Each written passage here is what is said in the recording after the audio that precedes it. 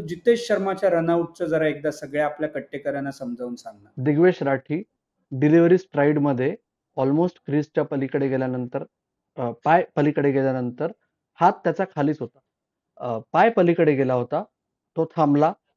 तोपर्यंत जितेश पुढे गेला होता नॉन स्ट्रायकर एंडला. जितेश राठी उलटा वळला आणि त्यांनी बेल उडवली आणि त्यांनी अपील केलं. त्याला अंपायरने ऑनफिल्ड अंपायरने विचारलं, तू खरंच अपील करतोयस का? तो म्हणला हो. मग ते थर्ड अंपायरकडे अंपायरने रेफर केलं.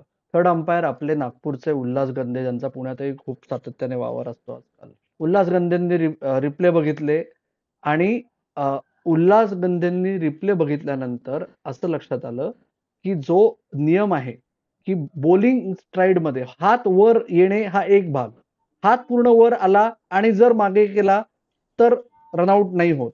त्याचप्रमाणे त्याचं इंटरप्रिटेशन त्या नियमाचं असं आहे की जर तुम्ही ज्या वेळेपर्यंत तुम्ही लॉजिकली त्या ऍक्शन मध्ये बॉल टाकला असू शकेल हे जर अंपायरला खात्री असेल तर तो रनआउट नाही होऊ शकत. त्याचा बॉल फ्रंटफूट लँड झाला होता आणि मग तो मागे वळला, जरी हात वर घेतला नसला तरी. म्हणजे त्यांनी फेअर प्ले नाही येतो, बॉल टाकायला हवा होता त्यांनी, आणि त्यांनी पुल आउट केलं म्हणून तो डेड बॉल असं ते इंटरप्रिटेशन येतं. त्याच्यामुळे उल्हास गंधेंनी नॉट आउट असं सिग्नल केला.